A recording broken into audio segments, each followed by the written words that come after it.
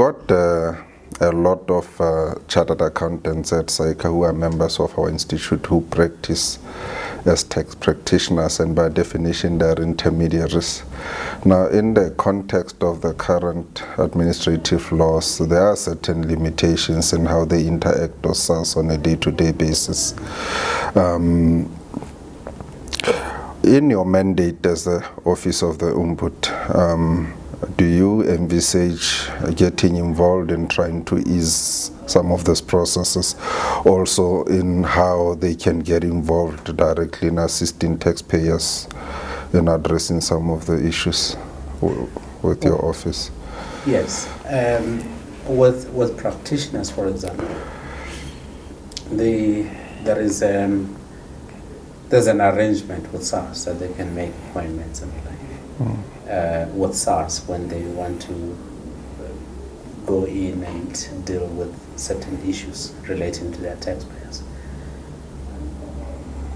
They too can be able to approach us. Say, for example, SARS does not honor those appointments. Isn't it service? It is service at the end of the day. So they encounter problems in that kind of arrangement. It's something that they can always raise with the Office of the Tax Ombud because it relates to service. So we do, our mandate really can extend to that.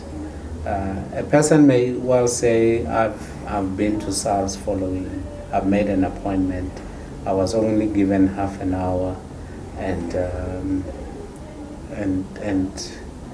when I arrived there, maybe SARS did not honor and the like. Or maybe if it turns out to be a common issue, we can definitely deal with that. But now coming to our office as to whether we can provide a similar service to that of SARS in that regard.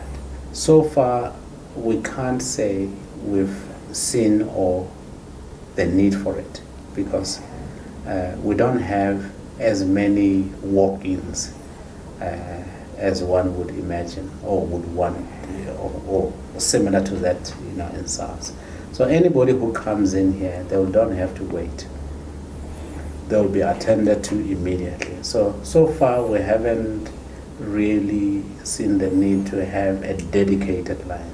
But maybe there may be time may come at some stage to requiring us to do that. We can look at.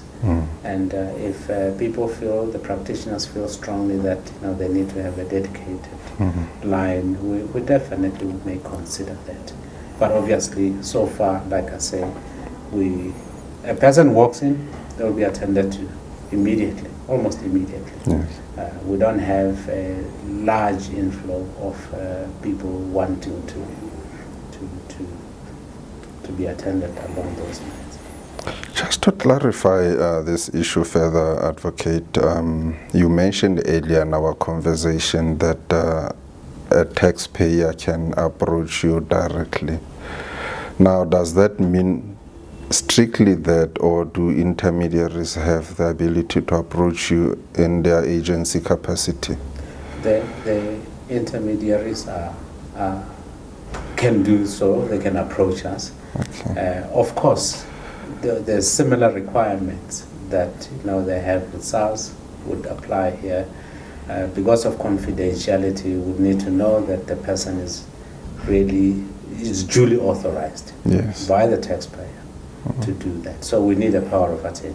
Yes. And where there are directors and the like, we need copies of the IDs and the like. So we need to protect the taxpayers. So as long as we are satisfied that this person is duly authorized, we do communicate with that person. Yes.